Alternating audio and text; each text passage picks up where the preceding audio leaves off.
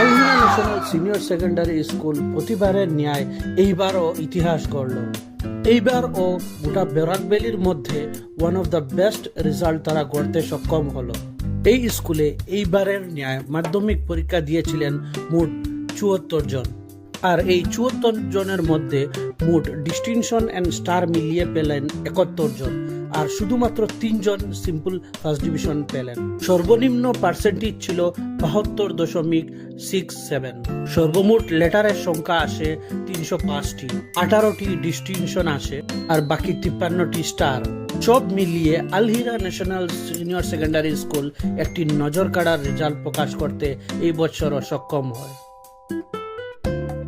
ছাত্রছাত্রীদের মতে ওদের এই ভালো রেজাল্টের জন্য তারা সমস্ত ক্রেডিট এই স্কুলের শিক্ষক শিক্ষয়িত্রীগণকে দিয়েছেন, কেননা শিক্ষক শিক্ষয়িত্রীগণ রাত দিন এক করে ওদের পেছনে মেহনত করেছেন। যখনই তাদের প্রয়োজন ছিল শিক্ষক শিক্ষয়িত্রীগণ পাশে দাঁড়িয়েছেন। ওরা মোটিভেশন পেয়েছে শিক্ষক শিক্ষয়িত্রীগণ থেকে। সেই হেতু ছাত্র সমাজ ক্রেডিটটুকু শিক্ষক শিক্ষয়িত্রীগণকে দিতে চায়।